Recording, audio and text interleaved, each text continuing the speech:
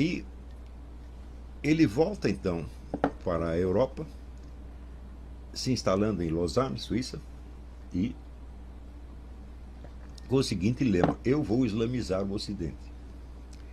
Quando nós hoje avaliamos a influência que o Schuon teve sobre figuras de primeiríssimo plano da intelectualidade, da política e das finanças europeias, você vê que a islamização do Ocidente começou muito por cima. Né? Quando eu tive contato com a Tarica por uns dois anos, naquela época eu vi que estava começando um certo intercâmbio entre o Martin Lings, ou Sheikh Abu Bakr Sirajeddin, que era o segundo no comando da Tarica do Schuon, e o Príncipe Charles. Sobretudo a partir de um livro maravilhoso que o Lings escreveu, The Secret of Shakespeare. Primeira edição chamada Shakespeare in the Light of Tradition, depois The Secret of Shakespeare. Provavelmente o melhor livro que alguém já escreveu sobre Shakespeare, mostrando todo o conteúdo esotérico e simbólico das peças de Shakespeare. E quando veio uma segunda edição, esse livro veio com um prefácio do Príncipe Charles. Eu falei, opa, peraí. Quer dizer que eles estão trocando figurinha, de algum modo. Mas isso foi 30 anos atrás. É isso? Ao longo do tempo, o Príncipe Charles vai assumindo cada vez mais uma defesa aberta do Islã, se torna o grande protetor do Islã. Fala, claro que isso foi influência do Martin Lings. Porém, se você fala em influência, agora, um sheik sufi não fica procurando influência sobre os outros. Ou você vira discípulo dele, ou nada. Quer dizer, quem não é discípulo simplesmente não tem acesso a essas coisas. Então, para mim, se tornou claro que o Príncipe Charles havia se tornado um membro da Tarica, tá certo? O que significa que ele não tinha aderido ao Islã exotérico, isso é muito importante, né? Mas ao Islã esotérico. E, nesses dias, trocando umas figurinhas com o grande historiador esotérico maçônico Angel Miller, eu recebi uns artigos que confirmavam isso. Quer dizer que o Príncipe Charles havia aderido ao Islã na versão do Guénon, já tinha se tornado uma coisa conhecida e banal na Inglaterra. Todo mundo sabe disso, não há mais dúvida. Né? Quer dizer, não é questão de discutir, não, ele virou muçulmano, não virou muçulmano. Não, mas estou falando do nível esotérico, onde as coisas simplesmente não se colocam assim. Não quer dizer que ele se converteu ao islamismo. Mesmo que entre numa tarica, não quer dizer que você se converteu ao islamismo. Isso aí tem páginas e páginas do Guénon e Schuon mostrando que na esfera esotérica não existe isso de conversão. A conversão é um elemento próprio do exoterismo. Né? E então pouco interessa se converter ou não, o fato é que ele é o membro da Tarica e o membro da Tarica faz o que o Sheik manda. Agora, aqui eu estou falando há anos, eu estou dizendo o seguinte: o Príncipe Charles da Inglaterra é um agente islâmico, ele trabalha para o Islã. Digo para você, ele é membro de uma Tarica, Organização Esotérica Islâmica. Eu conheci o Sheik, conheci o guru dele, né? Sou Martin Lings, que tinha o nome islâmico de Sheikh Abu Bakr Sirajeddin. Né? Não nego que o Martin Lings fosse um grande homem, um grande escritor, um grande cabeça, mas era um agente islâmico, obviamente. Né? Então, outro membro da mesma Tarica, que é o filósofo Seyyed Hossein Nasr, não nego que seja um gênio, intelectualmente eu maior respeito por ele, mas todo esse lado oculto da política internacional, essas manobras ocultas, não merecem o meu respeito de maneira alguma, porque eu sigo aquilo que o Cristo disse. Tudo tem que ser falado em público, na lata, e nada de oculto. Com o negócio que é oculto já não presta. Tá? Tanto que no meio tem a sílaba cu. Tá? Então, o que é oculto está no culto. Né? Então, coisa boa não é. Né? Ó, do cu, assim, não é bom nem o que sai e muito menos o que entra. Cuidado com isso, minha gente. Né? Então, naquela época, os filósofos, se você nasce 20 anos atrás, escreveu um livro que se chama The Encounter of Man and Nature, publicado, aliás, no Brasil, numa tradução meio capenga, pela editora Zahar, com o título Homem e a Natureza. Eu, quando li esse livro, fiquei impressionadíssimo, porque ele partia da existência de um negócio chamado crise ecológica, que até hoje não sei se existe e acho que não existe. Tá certo? E dizia que a culpa da crise ecológica era da perda da espiritualidade no Ocidente, porque no mundo medieval, né, o pessoal tinha uma visão espiritual da natureza. Quando se perdeu isso, tudo ficou mecanizado, a natureza virou apenas matéria-prima para a indústria, e daí fudeu. O argumento era até bonito, né? Só que, depois eu vi que o argumento está parcialmente certo no que diz respeito ao Ocidente. Quer dizer, essa perda da espiritualidade da natureza, de fato, causa um desrespeito geral para a natureza, sem sombra de dúvida. Tá certo? Porém, quem eram os islâmicos para falar disso? Né? Porque no mundo inteiro, o lugar onde existe mais equilíbrio entre o homem e a natureza é o Ocidente. Vocês viajem pela Europa Ocidental, vejam as cidadezinhas do interior da França, do interior da Alemanha, do interior da Inglaterra, falam, maior integração, maior equilíbrio entre o homem e a natureza não é possível. Agora vocês vão ver o que se passa na China, o que se passa na Índia, o que se passa na Rússia, o que se passa nos países islâmicos, é um desastre ecológico total. O desastre ecológico está lá, não está aqui, porra. Né? Então, embora a tese do Seyed Hossein Nasr estivesse certa em si, ele estava se prevalecendo de uma verdade para passar uma mentira. A verdade é, a crise ecológica tem algo, na medida em que ela existe, ela tem algo a ver com a perda da espiritualidade da natureza. Muito bem, seu Nasr, está certo? Só que ele se prevalecia disso para fingir que o Islã, né, tinha autoridade para passar pito no Ocidente sobre esse aspecto, coisa que não tinha de maneira alguma. Né? Então, passados 20 anos da publicação desse livro, que notem bem, é de um indivíduo que era membro da Tariqa, chefiado pelo Sr. Martin Lings, né? Que na época era chefiado pelo Frithjof. Passados esse tempo todo, o príncipe Charles, tá certo? Que já deu bandeira de ser o maior protetor da invasão islâmica, e que eu sei que é um membro da Tariqa, sei porque eu sou testemunha, tá certo? Eu vi a coisa começar, tá certo? E,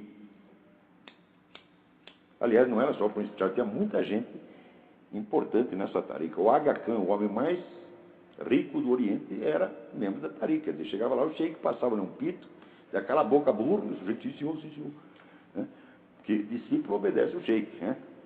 Então aparece o príncipe Charles dizendo, para salvar o mundo temos de seguir o caminho islâmico.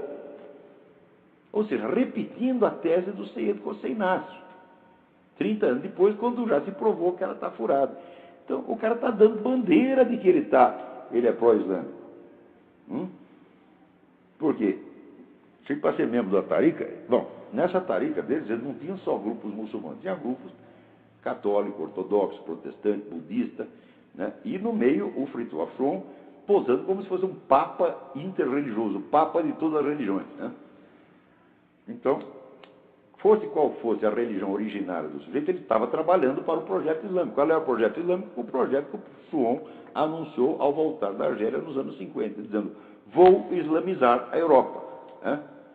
E o sujeito com esse propósito, e chefiando, tendo poder sobre centenas de intelectuais, políticos, banqueiros, bilionários, etc. É claro que o sujeito está fazendo isso. Ele foi o grande responsável, foi o sujeito que arrombou a porta da Europa para a invasão islâmica que veio depois. Os analistas políticos comuns não sabem essas coisas porque não estudam. Tá certo? Então está aí, eu estou dizendo, faz anos que o príncipe Charles, né, é agente islâmico. Olha, a família real como um todo eu não sei, tá certo? Mas o príncipe Charles, eu tenho certeza absoluta que ele é um servidor do Islã. Tá certo? Eu sei isso aí, vamos dizer, por certo modo, por informação direta, quer dizer, ele foi discípulo de um sheik islâmico durante muito tempo, e a relação discípulo e mestre no esoterismo islâmico é relação de obediência total. Não importa se o cara é príncipe, multibilionário, general, não interessa. Tá certo? Então ele foi discípulo desse sheik por mais de 20 anos. E a gente vê pelas atitudes públicas dele, são atitudes de franca proteção ao Islã. Está na cara que o governo americano, isso é o establishment, ou aquilo que o Nicholas Seger chama corporação, está trabalhando para a ascensão islâmica mundial. Assim como a Casa Real Britânica, que é um elemento fundamental da corporação, está protegendo a invasão islâmica a olhos vistos. Eu digo para vocês, o príncipe Charles é membro de uma tariqa, ele obedece um sheik islâmico. Meu Deus do céu. Ai. E também aqui o Bruno Gamba Duarte me mandou um negócio interessantíssimo que eu não tinha visto. É um material de 2006, é uma conferência sobre estudos tradicionais, né? Comparative Religion, religião comparada e tal, onde os conferencistas principais eram Syed Hossein Nasr, Houston Smith e outros, todos membros da tarica do Frithjof Schuon, todos discípulos do Schuon. E quem faz a conferência inaugural? O príncipe Charles. Ou seja, ele não está lá só abrilhantando com a sua presença real, tá certo? Um empreendimento que é, obviamente, parte de um gigantesco plano de ocupação do Ocidente pelo Islã. Eu já expliquei isso, posso voltar a explicar. Quando você lê a apresentação que ele faz, você vê que ele entende profundamente de todo o pensamento da escola dita tradicionalista. Guénon, Schuon, Burckhardt, ele leu tudo, tanto quanto eu, entende profundamente do negócio e está totalmente imbuído. Eu entendo um pouquinho mais do que ele, porque além de estudar o negócio e perceber as perspectivas imensas e profundas que isso abre para a compreensão da formação das civilizações e para a compreensão do próprio destino humano sobre a Terra e das relações entre homem e Deus, que sem dúvida é um material de uma riqueza extraordinária, além de ter percebido tudo isso, eu percebi também que havia de todo esse quadro alguns pontos obscuros premeditadamente colocados lá para que você não perceba. E esse eu não percebi, o príncipe Charles não percebeu até hoje. Ele está lá, vamos dizer, com toda a sinceridade, com toda a boa vontade, né, fazendo uma coisa que no fundo é admirável, porque você vê um príncipe herdeiro, né, representando a casa real britânica, que se dá um trabalho de estudar tudo isto, que é vamos dizer, uma das bibliografias mais difíceis e trabalhosas do universo, e chegar ao nível de compreensão que ele chegou desse material, é certo que eu acho que o que ele diz ali está no nível de qualquer pessoa, né, qualquer dos teóricos e porta-vozes dessa escola, que não é bem uma escola, na verdade não é uma escola, são duas, e não são linhas diferentes. Mas ele observou tudo, isso já é uma coisa maravilhosa. Agora ele precisaria um pouquinho além e perceber qual é o sentido estratégico disso dentro do plano maior das guerras de civilizações. Isso aí ele não percebeu. Aliás, ele está achando que esse aporte da escola tradicionalista pode renovar ali a cultura britânica, pode devolver a sanidade à Europa, tá certo? Não pode não, porque ali esse pessoal sufre, eles vão fazer a coisa ambígua, tá certo? Eles vão tentar adoecer a Europa até a Europa ficar bem fraquinha, e quando a Europa cai na mão deles, islamiza tudo, daí eles curam. Eles manda a doença e manda a cura, tá certo? Isso é o velho truque sufi, que aliás vem da própria concepção islâmica de Deus. Porque nós aqui achamos, vamos dizer, que os malefícios vêm do diabo. E os bens vêm de Deus. E eles acham não, que o bem e o mal vêm tudo de Deus. Então isso quer dizer, se é para fazer a sacanagem, eles seguem muito a teoria do bode. Sabe que ele vai pôr o bode dentro de casa, aí botou uma merda, aí tira o bode, agora ficou bom, ficou bom. Então, quando dá zero, para ele está ótimo, é vantagem. Então, eu tinha dito há anos atrás, olha, o príncipe Charles é um membro da tarica do Schuon, um discípulo do Martin Lings. Eu sei porque eu conheci o Martin Lings. Né? Tive muito boas relações com o Martin Lings, até quando perdi o contato com ele por fatores que não interessam, que não foi por culpa dele, foi um problema com o Schuon. Mas que não compromete o Lings de maneira alguma, nem o Lings, nem o Syed Hossein Nasr, são pessoas por que tem uma hora respeito. Ele foi discípulo do Martin Lings, o qual foi sucessor do Schuon como sheikh de uma tarica. Tarica é uma organização esotérica islâmica. Hein? Então, um item importante, vamos dizer, na guerra cultural do Islã com o Ocidente é que a religião muçulmana reconhece a importância, a santidade de Nosso Senhor Jesus Cristo. Não o aceita como Deus. Mas a doutrina é um pouco contraditória, porque por um lado ela diz que Jesus Cristo é o verbo de Deus, Kalimatullah, quer dizer, Logos de Deus, né? E por outro lado diz que ele não é Deus. Fala, bom, mas como é que o Logos, a inteligência de Deus, pode não ser Deus? Eu acho que a doutrina islâmica é contraditória nesse ponto. Mas também isso é difícil de discutir, por quê? Porque não existe uma doutrina islâmica uniforme, existe um monte de escolas, e todas elas são consideradas era legítimo. Um diz uma coisa, outro diz outra. Né? Mas, de modo geral, Jesus é qualificado ali como um profeta, entre aspas. No nível mais esotérico, mais profundo, né, existe uma diferença islâmica, que é a diferença entre Sharia, que é a lei que é para todo mundo, a religião exotérica, tá certo? E Hakikat, que é a verdade, ou Tarika, que é caminho, que é para uma elite espiritual mais qualificada. E a teoria que o René Guénon espalhou no Ocidente é que o cristianismo era originariamente apenas uma tárika, não era uma religião, não tinha autoridade de religião, era apenas uma escola de ensinamentos secretos. E que, em função da necessidade do mundo antigo que estava caindo pelas tabelas, esse esoterismo se exoterizou e virou uma religião ex post facto. Né? O último livro do Jean Borella, que chama Esoterismo Guénoniano e Mistério Cristão, demonstra que essa tese é absolutamente impossível, inviável, historicamente, absolutamente falsa. Ora, isso quer dizer o seguinte, que a ideia não é destruir o cristianismo, mas absorvê-lo dentro do Islã como uma variante esotérica do Islã. Porque as escolas esotéricas elas estão submetidas à religião majoritária ou exotérica. Então você islamiza tudo, mas os elementos, vamos dizer, aproveitáveis do cristianismo se integrariam dentro do Islã como sendo uma tarica entre outros. E os cristãozinhos ficam lá tudo contentes porque eles ainda são cristãos. Olha, minha gente, eu caí nessa história. O Schuon disse para mim, olha, você pode praticar esoterismo islâmico sem você deixar de ser cristão. Foi depois que eu percebi, fala, não. O cristianismo que eles estão falando é apenas um esoterismo dentro da religião islâmica. Do mesmo modo que, na escatologia islâmica, a versão islâmica do Apocalipse, virá um enviado islâmico, que é o Mahdi, quer dizer, o esperado, esse que vai salvar o mundo, e Jesus Cristo virá para ajudá-lo. Jesus Cristo vai ser uma ordenança do Mahdi. Então, é esta a boa convivência, que é essa turma das taricas que é com o cristianismo.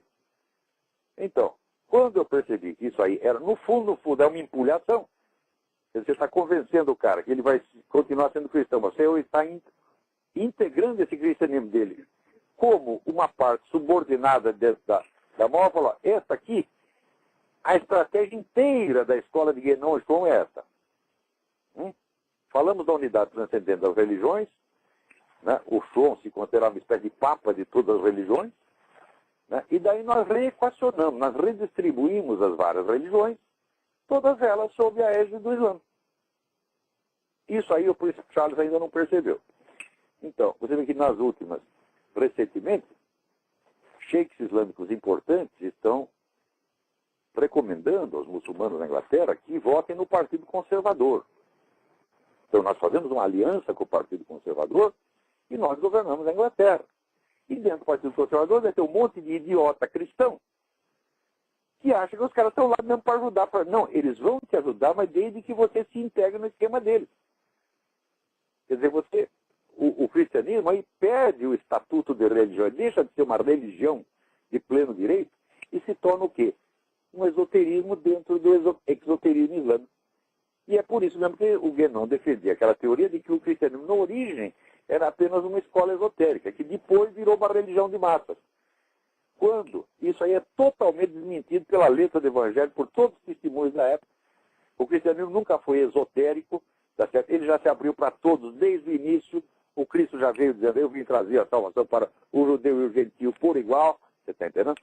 E já começou a batizar a gente para tudo quanto é lado, está entendendo? Tem o famoso episódio, eu não me lembro em que livro está, em que São Pedro encontra um centurião, e ele está ali conversando com o centurião, fazendo a pregação para o centurião, e a massa que está ouvindo, massa romana, né, se converte instantaneamente, vem o Espírito Santo e converte a massa inteira. Entendeu? Como é que foi vamos dizer, um esoterismo, quer dizer, uma sociedade quase secreta, que depois gradativamente foi se exoterizando até chegar no Concílio de Nicéia, onde, diz o Guénon, foi só aí que o cristianismo se construiu como religião, antes era só esoterismo. Isso é mentira! Mentira! O Guénon sabia que isso era furado, porra. Quer dizer, eu não estou negando o valor imenso da obra do Guénon, inclusive do ponto de vista da mecânica, do processo civilizacional. Essa gente da Tariqa do Schuon tem uma compreensão tão profunda que nenhum cientista político ou historiador ocidental tem. E é bom que o príncipe Charles saiba isso, que ele tá começando a compreender o mecanismo, como é que se geram e se destroem as civilizações. Só que é o seguinte, a parte importante ainda não contaram para ele. Esconderam o segredo. Como é que uma civilização engole a outra dizendo que está defendendo. Tá certo? Então, agradeço muito ao Bruno Gama Duarte, que tem me mandado isso. Ainda vou escrever artigo sobre isso, vou dar as fontes tudo direitinho. Né?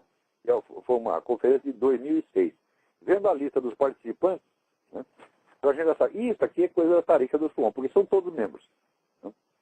Então aparece lá um dizendo que é budista, outro dizendo que é hinduísta, outro dizendo que é protestante, e quando você vai ver, são todos membros da Tariqa. Eu já vi isso acontecer, vi isso com os meus 2 olhos. Olhos, ouvidos, eu estava lá, eu vi. Só que negócio, meninos, eu vi. Não lembro lá, qual é a fonte? A fonte, isso é Moá, meu filho. Eu sou testemunha ocular da história, tá vendo? Eu vi tudo isso acontecendo. E eu não sei, vamos dizer, até que ponto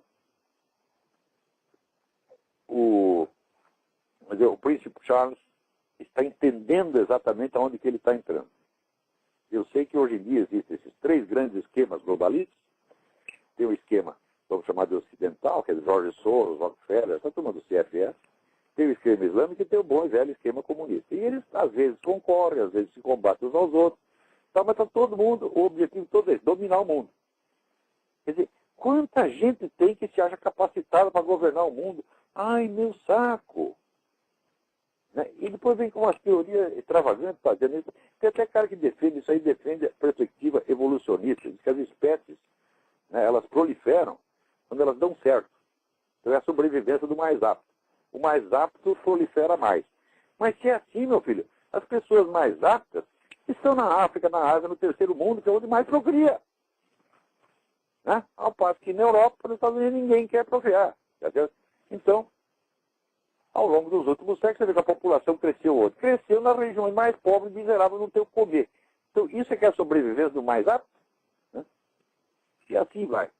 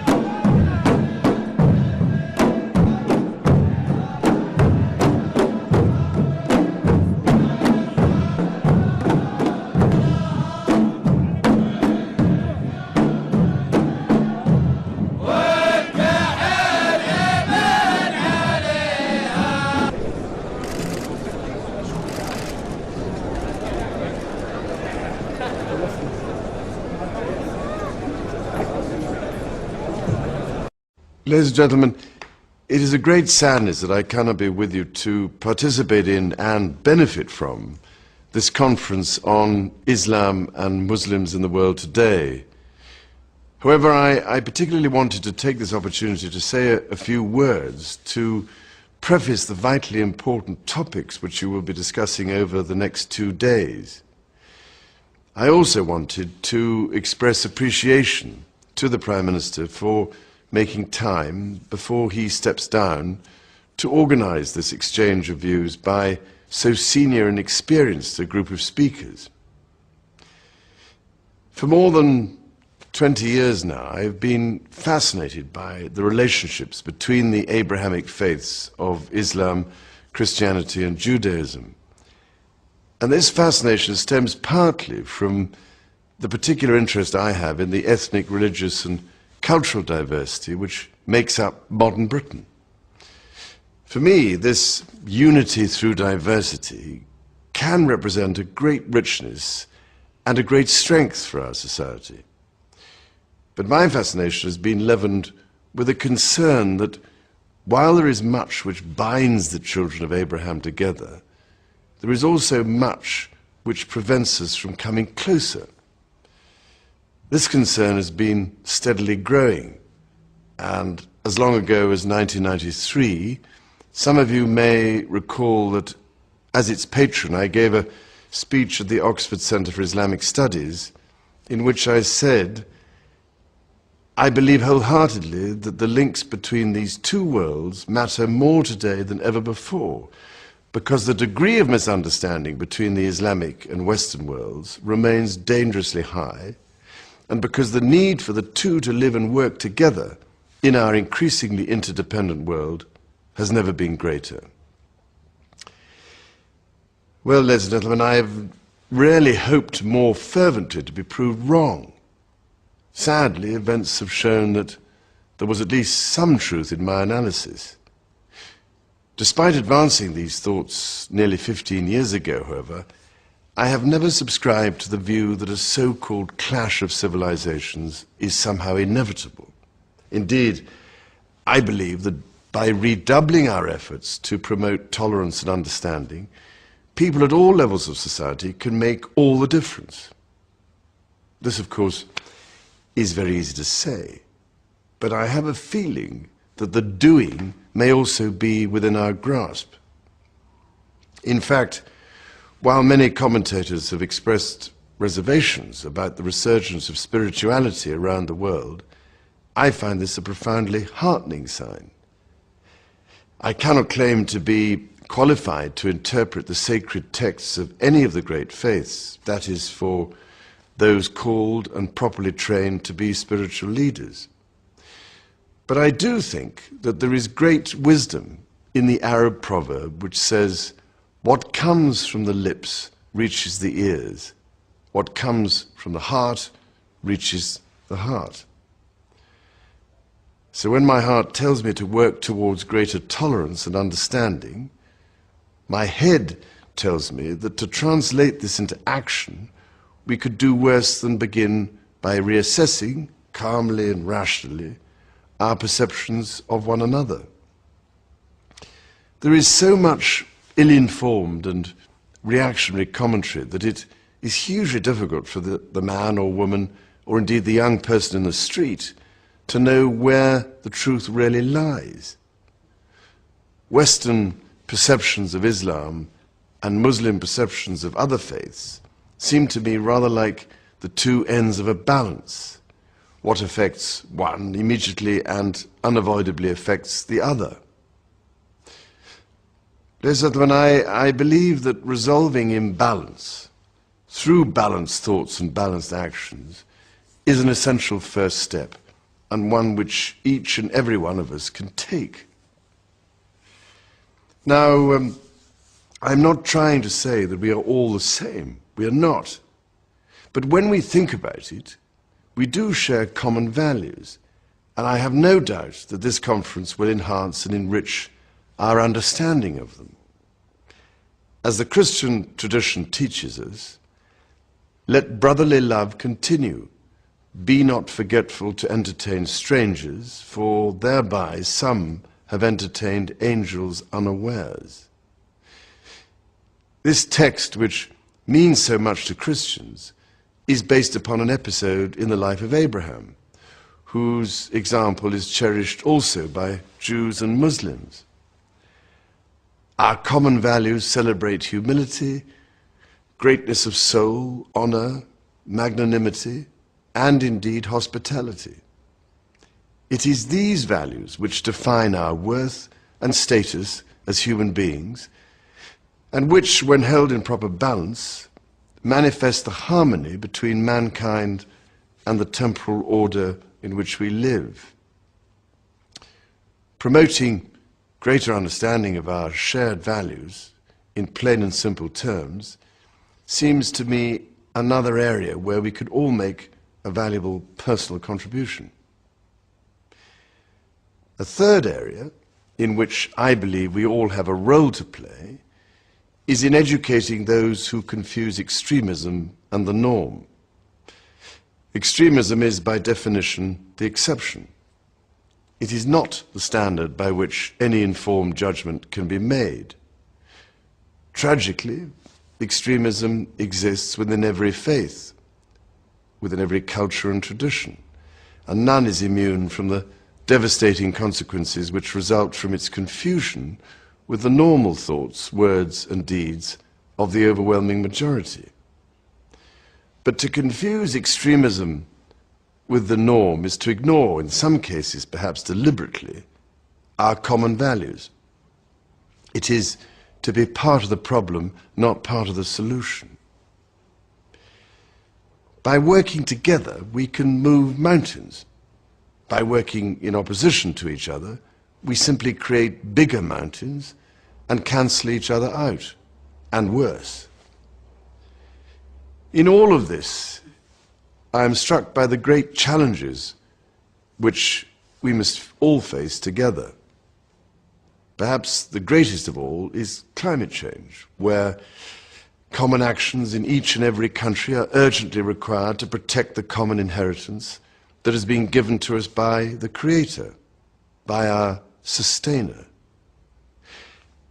And when we consider the sacred texts of Islam, Christianity, and Judaism, we find common themes of stewardship and justice towards the environment.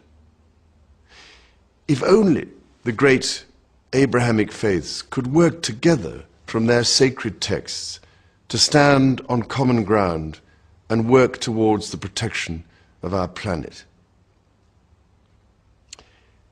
Ladies and gentlemen, I do hope that the great minds and the wealth of practical experience gathered together in this room will be able to move the debate forward. By getting to know each other better, by listening at least as much as we talk, and by translating talk into action, I trust and pray that we might be able to advance just a few steps further along the road towards tolerance and understanding. Ladies and gentlemen, in these uprooted times, there is a great need for constancy, a need for those who can rise above the clamour, the din, and the sheer pace of our lives to help us to rediscover those truths that are immutable and eternal, a need for those who can speak of that eternal wisdom which is called the perennial philosophy. Looking at the program for this conference being organized by Sacred Web on the theme of tradition in the modern world and at the list of speakers, I know that you will be hearing just this kind of teaching from just these kinds of people. Within the overall theme, there would seem to be a marvelous diversity of matters being discussed, matters related to religion, the arts, the economy, the environment, and much else. Although, very sadly, I cannot be with you, I do just want to say that I am always delighted to receive the latest issue of Sacred Web, because so often I come across such deeply revealing and enlightening articles, rich in content and diverse in subject matter. In addition, through the work of the Temenos Academy, of which I am patron, I have been fortunate to enjoy the writings of some of your colleagues, people such as Professor Syed Hossein Nazar, and of course the late Dr. Martin Lings, whose presence amongst us is so profoundly missed. The Temenos Academy has been and remains closely associated with many of those who have written and continue to write for Sacred Web, and indeed for Sophia and other related journals. From the beginning, with the launch of the original Temenos Review, the Temenos Academy has not only been devoted to what its founders have referred to as the arts of the imagination, but has also been committed both to the perennial philosophy and to the notion that man is at root a spiritual creature with spiritual and intellectual needs, which have to be nourished if we are to fulfill our potential. Both of these matters are at the heart of the teachings of Sacred Web. Temenos Academy and Sacred Web are also, of course, dedicated to an exploration of the role of tradition in the modern world, the subject of this conference, and indeed to a critique of the false premises of modernity, a critique set out in one of the seminal texts of the traditionalists, René Guénon's The Reign of Quantity. Now, many find this teaching difficult, not least because it asks us to question our very mode of being, and perhaps because it asks us to question an ideology in the form of modernism that has become so set in our minds that any other way of being seems in some sense fanciful and unrealistic. However, the teachings of the traditionalists should not, in any sense, be taken to mean that they seek, as it were, to repeat the past, or indeed simply to draw a distinction between the present and the past. Theirs is not a nostalgia for the past, but a yearning for the sacred. And if they defend the past, it is because in the pre-modern world, all civilizations were marked by the presence of the sacred.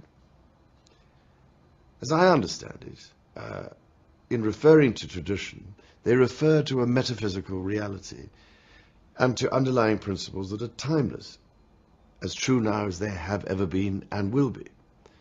And by way of contrast, in referring to modernism, they refer to a particular, though false, definition of reality, a particular, though false, manner of seeing and engaging with the world that, likewise, is distinguished not by time, but by its ideology. In an article written in 1983 for the traditionalist journal Studies in Comparative Religion, Professor Nazar put it this way: when we use the term modern, we mean neither contemporary nor up-to-date. Rather, for us, modern means that which is cut off from the transcendent, from the immutable principles which in reality govern all things, and which are made known to man through revelation in its most universal sense. Modernism is thus contrasted with tradition. The latter implies all that which is of divine origin, along with its manifestations and deployments on the human plane, while the former, by contrast, implies all that is merely human and now ever more increasingly subhuman, and all that is divorced and cut off from the divine source. Most especially, therefore, we can see that it is the very timeless quality of these immutable principles of tradition that makes its teaching so timely. For me, the teachings of tradition suggest the presence of a reality that can bring about a reality of integration. And it is this reality that can be contrasted with so much of modernism's obsession with disintegration, disconnection, and deconstruction, that which is sometimes termed the malaise of modernity. Cut off at the root from the transcendent, modernism has become deracinated and has separated itself, and thereby everything that comes within its thrall, from that which integrates, that which enables us to turn towards and reconnect with the divine. In this way, the loss of tradition cuts to the very core of our being, since it conditions that which we can know and be. For modernism, by its unrelenting emphasis on the quantitative view of reality, limits and distorts the true nature of the real and our perception of it. Whilst it has enabled us to know much that has been of huge material benefit, it also prevents us from knowing that which I would like to refer to as the knowledge of the heart, that which enables us to be fully human. This dilemma is captured in ancient notions of balance and harmony, notions that are, for example, expressed in many guises in that wonderful Kabbalistic diagram of the tree of life. as the Temenos fellow Warren Kenton so beautifully explains in his lectures to the students of the Academy, the teaching of the Tree of Life is that the active and the passive aspects of life, which on their own may lead to imbalance and disharmony, can only be brought together in harmony by the influx into our lives of the divine and the sacred. Whether or not we interpret this image as an explanation of an outer or an inner orientation, it is in this way, and only in this way, that the forces or characteristics of expansion and constraint can be brought into balance. But, of course, in both the inner and outer dimensions of our lives, many of us at present experience the very imbalance and disharmony that this mystical framework, and indeed the teachings of mystics of all times, show to be harmful, or, to use a contemporary term, unsustainable. And this leads me to a final and somewhat troubling matter that lies at the heart of tradition and its critique of modernism. None of us, I imagine, can fail to be conscious of and be concerned about those matters that might together be called the environmental crisis of the 21st century. Indeed, none other than Sir Martin Rees, the Astronomer Royal and President of the Royal Society, in his book Our Final Century, has said that in the 21st century, humanity is more at risk than ever before from the misapplication of science, and the environmental pressures induced by collective human actions could trigger catastrophes more threatening than any natural hazards. Now, for many years, for what it's been worth, I've been trying, often in the face of relentless criticism and ridicule, to draw attention to some of the elements of this crisis and to the ways in which they are linked to conventional values. At times, when in optimistic mood, I am encouraged to believe that we can come to our senses in time and change our ways of being before we are obliged to do so by catastrophic circumstances. But I'm afraid that I do not always take this view. Often I find myself convinced of the warnings given not only by Sir Martin Rees, but also, of course, by sages and mystics of all faiths and of all time. Warnings of the coming of a dark age, an age in which our ignorance and arrogance, a dangerous combination surely, will lead us, indeed may already have led us, towards catastrophe. The present examples of pestilence, flood, famine, storm, and climatic disruption are surely evidence enough. At the very least, they seem to foretell of conditions of chronic imbalance and disharmony, no doubt as much a part of our inner as our outer condition. In all of this, the practice of modern science more or less ignores the question of what the ultimate goal and purpose of intelligence and knowledge is. Materialist science, it seems, more or less assumes that a continuous and progressive exploratory expansion of knowledge of the physical world will inevitably lead to a desirable end where all but a few of our problems will be solved. I note, however, that it does this in the face of very considerable evidence that science itself provides, that it will not. Indeed, our ignorance in these matters seems to me to be in direct proportion to our obsession with information. More than ever before, we have information from everywhere and about everything, and it is available to us literally at the press of a button. But information, often it would seem for its own sake, is not knowledge, and knowledge is not wisdom.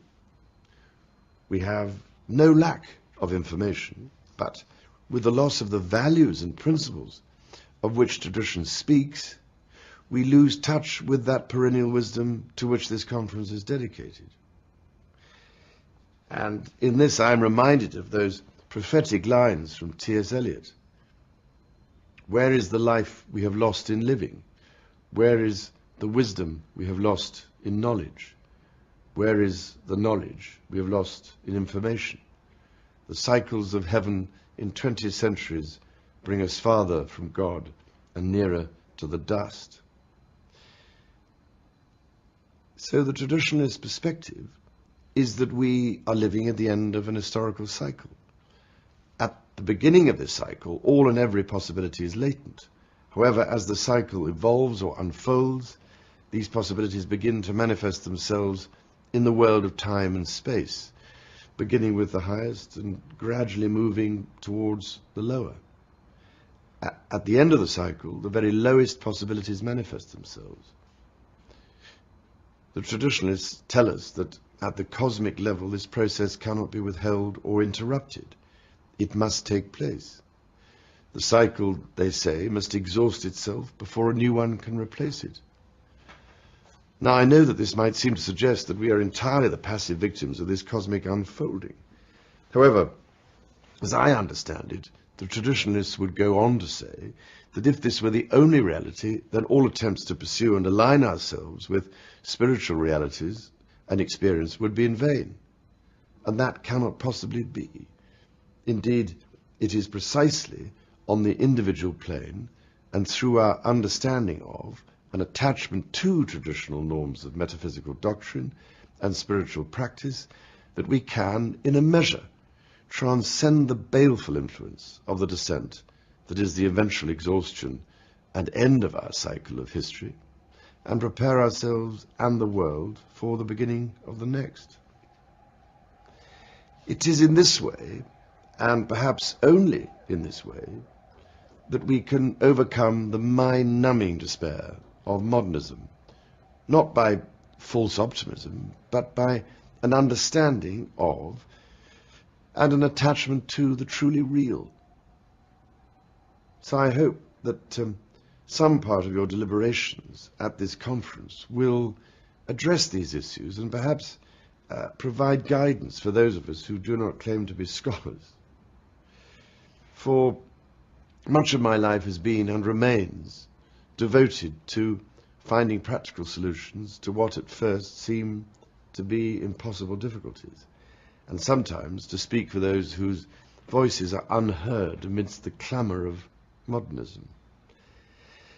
In this, I recognize that true action is dependent upon constant reflection, the redeeming aspect of the nature of harmony and balance.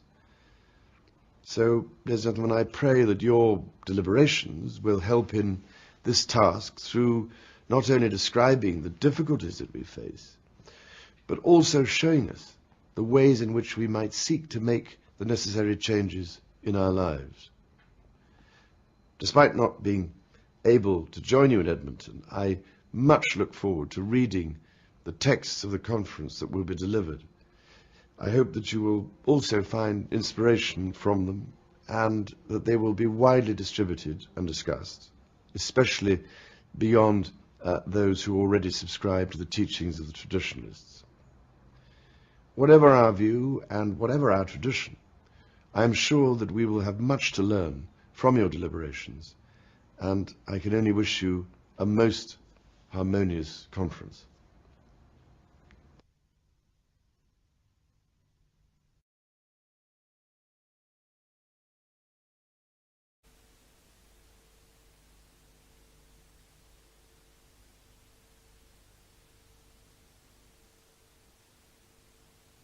Philip Sherrod was a remarkable man, and although I did not have the pleasure of meeting him during his lifetime, I have been much inspired by his writings, especially all that he has had to say on the subject of the sacred in life and art.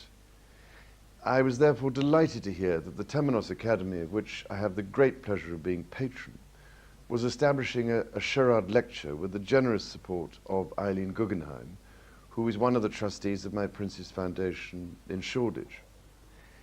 I was especially pleased to find that the first of these lectures was to be given by Bishop Callistos Ware, who not only knew Philip Sherrod well, and indeed worked with him, but who also speaks with such authority on the great traditions of Christian orthodoxy. I attended the lecture and was, of course, utterly fascinated by all that the bishop had to say. The interview that follows is based upon this lecture, and is a record of Bishop Callistos Ware's thoughts on those parts of Philip Sherrod's life with which he was most concerned. For part of one afternoon, the ruler of Abu Dhabi arranges a private visit for him to the edge of the empty quarter, the real desert. You've come out of hectically rushing around the new urban Gulf, and you have a moment here in the virtual silence of the empty quarter. It is rather remarkable, I must say. You don't often come across such total silence. I mean, such silence, you can actually hear the camera running, which you very rarely do. But, no, I mean, the whole problem, I always find, is on these sorts of exercises, these trips, you suddenly flown and bumped out to somewhere like this for literally half an hour, and then you turn around and go back again. It's not quite the same thing as being able to come for a little bit longer and absorb the atmosphere. But the shadows are so absolutely wonderful. Of course, this time of the day it's better because you get, with the lower sun, you get better shadows. There are no rulers in tents, but one of the surviving Bedu families is conveniently at hand.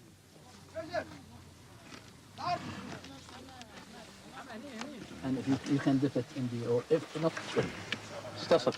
I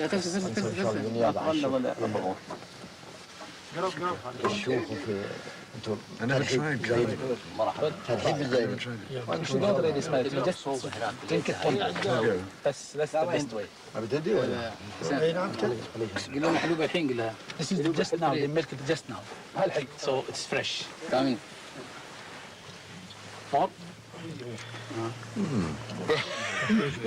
Camel's milk, he is told, is famous as an aphrodisiac. For the job. Fat lot of use is going to be to me. I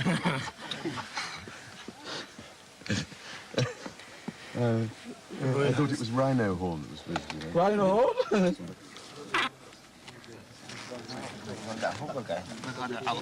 It's amazing because the bustard is so big, isn't it? Yes.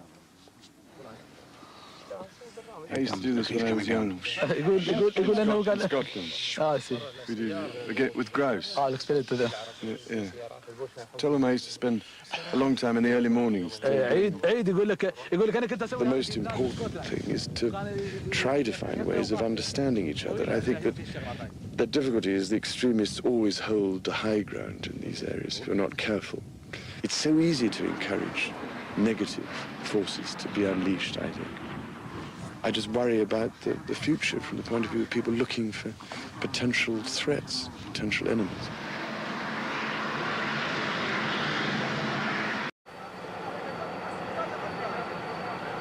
The royal party arrives in Saudi Arabia late at night on the first leg of a 4-day, 4-country slog. But the prince likes Arabia and is enthralled by the culture of Islam. I think we've tended to look at the East as being rather primitive and underdeveloped and everything else. And I feel that the time has come to remind people in the West, if they can be reminded, of the important things that we can still learn from the East and from Islam.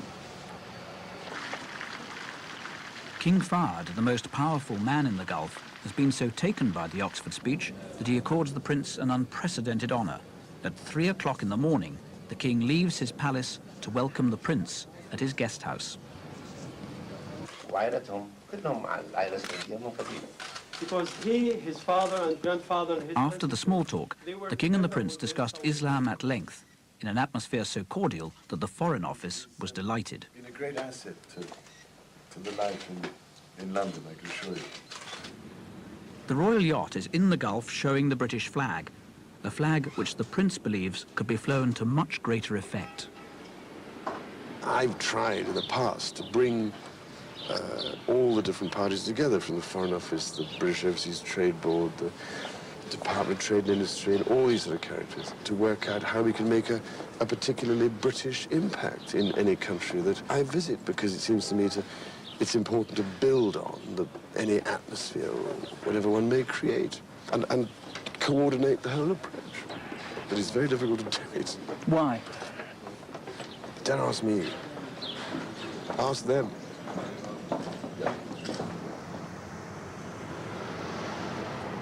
But there are amazing things you can use now, aren't there, to eat up the oil in a biological way. Apparently they did this with that Exxon Valdez, do you remember the spill in Alaska? We're a bit worried about that because it is possible that you introduce some sort of a bacteria that is not commensurate with the environment. Oh, the environment is So we're trying to grow our own bacteria and introduce it. To do that. Now I heard of environment. No, I heard of a British company recently. They sent me who produced these mattresses made of straw. Right. Now which apparently works brilliantly, and you put it on the sea and it soaks it up. It doesn't have any side effects. Apparently not. No, it's wonderful. The only trouble is you've got to get rid of the straw mattresses. So they can't do so much. Think how much service you have done to them. I am glad. Saving the architecture. I don't know. Just reminding people that there's another That's a great reminder. way of looking at things. I tell you, I was such a great admirer of Hassan Fatih. I'm one of his... Were you one of his students? Yes. No, but see, the man also, I think, is wonderful. There's another of his students called Abdul Wahid al-Wakil, Yes. who I hope will be... I want him to he's design the Oxford Islamic Center. He's very elusive. I saw him in Samarkand about 10 days Did you? ago. Oh, that's, So I'm running around like a... Between architecture and business, we have perfumery. He's the biggest perfume manufacturer in the kingdom. Really? And he's going to donate some to you. So Is he really? Oh, wonderful. But I rather like that, you call it oil of oud, which is marvelous stuff. You know everything. I know a little bit. And what about, do you get back to the UK occasionally or no? Yeah, I have to go back for summer. Came out summer. Did you get any money for your teeth when they came out? Did you? I wish I could remember. Throughout the Gulf, the prince has been told that his respect for Islam is not reflected in Western attitudes towards Bosnia.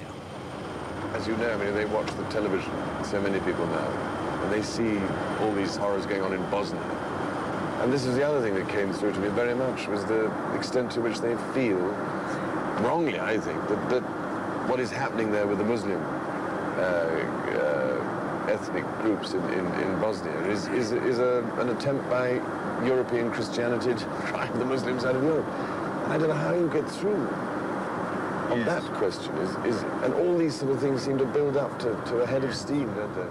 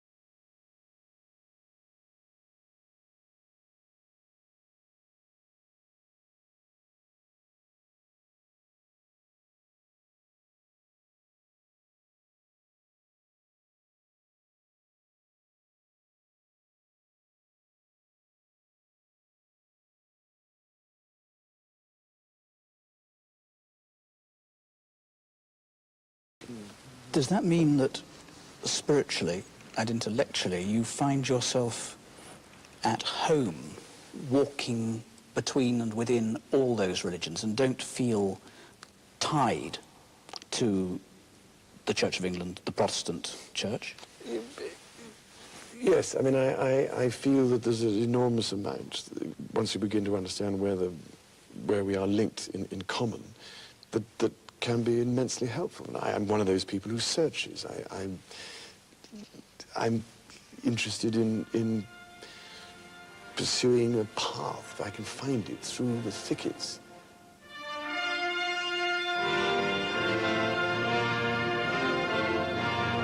But when the prince inherits the crown, he also inherits a symbolic role at the pinnacle of the established church, a role that his approach calls into question.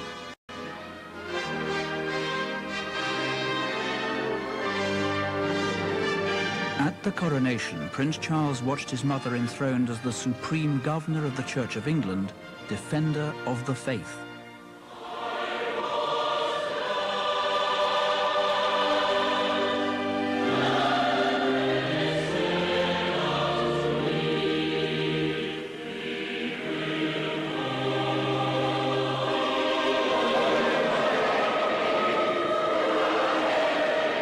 Coronation placed in the Queen a sacred duty to protect the established Church of England over all others. God crown you with a crown of glory and righteousness, that having a right faith and manifold fruit of good works, you may obtain the crown of an everlasting kingdom by the gift of him whose kingdom endureth forever. Amen. The title was given to King Henry VIII over 400 years ago, who had happened at that particular time to please the Pope quite enormously. So he was given this title, whereupon shortly after he decided that for some reason or other, it was because he wanted to get divorced, that things were rather different, and the Pope was a damn nuisance because he wouldn't grant him the divorce, which again is one of the reasons why the Church of England developed, which I think is necessary to remember. And so the title then remained, rather because I suspect King Henry VIII liked it. And, well, I personally, you see, would much rather see it as defender of faith, not the faith, because it means just one particular interpretation of the faith, which I think is sometimes something that causes a great deal of problem. It has done for hundreds of years. People have fought each other to the death over these things. It seems to me a peculiar waste of people's energy when we're all actually aiming for the same ultimate goal, I think. So I mean, I would much rather it was seen as defending faith itself, which is so often under so much threat in our day, where, you know, the whole concept of faith or belief in anything beyond this existence, beyond life itself, is considered almost old-fashioned and irrelevant. So a defender of faith means defender of those who believe in a God in whatever form that you would want to encourage that that capacity and that urge. Yes, I mean, defender of the divine in existence. The pattern of the divine, which is, I think, in all of us, but which is, because we are human beings, can be expressed in so many different ways. I've always felt the Catholic subjects of the sovereign are equally as important as the Anglican ones or the Protestant ones. Likewise, I think the Islamic subjects or the Hindu subjects or the Zoroastrian subjects of the sovereign are of equal and vital importance. There is always some culture at hand, but in circumstances that almost make a hell out of what might have been heaven. His hosts have promised that their guest can have a moment to himself inside a Baroque masterpiece. Unfortunately, half Mexico wants to share his privacy. It's a great pleasure to have you here. You are now in one of the churches that represent our Mexican Baroque. Yes. This was formerly occupied by the Jesuits, by a novitiate of the Jesuits. Was there anybody in charge of this event? Yes, there was the governor. The point is, what he's completely hijacked it by getting so many people in. It's ruined it. His own gratification. Yeah, exactly. And the rest of the saints, of course, they remain to us the family of Jesus that are around these saints. Yes. We've got to be wheels rolling in 8 minutes. See what you can do. Pull the arm off. For the prince, a royal visit involves a trade-off between what his hosts want and what he wants. They want him on show. He wants to see the other Mexico, the one that really agitates him. In 1992, the prince opened his own Institute of Architecture, putting his and other people's money where his mouth had long been. Pull it back into... Here, students learn the traditional skills, craftsmanship as well as design, the importance of harmony and precision, the vitality of the vernacular. You don't need massive depth to get shadow. If you look at the model here... The Institute is based on what the prince refers to as timeless principles, the spiritual harmony of classical form, the importance of pure observation. I know that, you know, the great sort of charge that gets leveled against me, you know, is that I've spoiled so many people's, you know, careers and jobs. I mean, it's not true. I never mentioned any of them at all. I just wanted to make the point that I felt, anyway, that you know, we needed to re-examine these issues, and I didn't particularly want to see this country, which I mind about and love greatly, and nor do a lot of other people, disappear under a welter of ugliness. And again, I just want to say one more thing to emphasize, you know, the real basis on which I've tried to express these feelings about architecture, and that is that while I am thoroughly in favor of an avant-garde, generally, what I do not think is sensible in the long run and right is when the avant-garde becomes the establishment. And that is what has happened, I believe, not only in architectural terms, but in many other areas as well.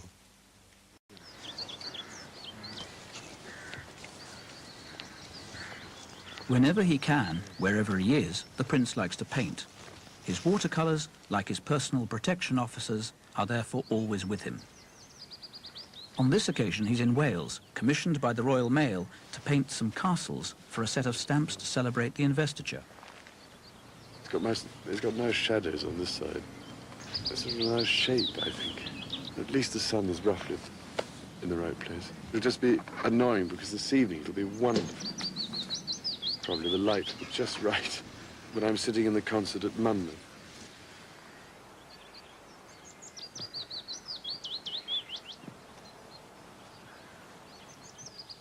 It is one way of, apart from, you know, the enjoyment of it, it's one way of making a little money for my charities trust, and that's, in fact, I actually make quite a lot, fun enough.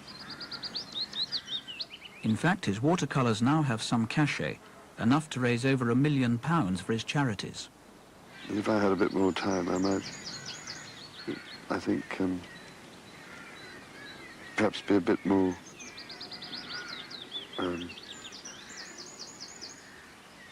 bold, if you know what I mean. I'm not very adventurous when it comes to painting at the moment. But I kind of do that, I mean, with art, and so you've got to learn how to do the basics, and you've got to learn how to actually paint what's there before you can start thinking about painting what may be in your imagination, really, I'd have thought.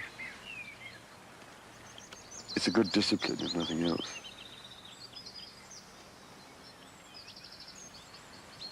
But the trouble is I stopped at school, you see. Did carpentry instead, and then pottery like an idiot. And then I don't know what it was. I think I was desperate to try and find some other way of capturing the landscape and things that I liked. And with a camera, I never found it satisfactory. You'd take a photograph, but to me it didn't have the same feel.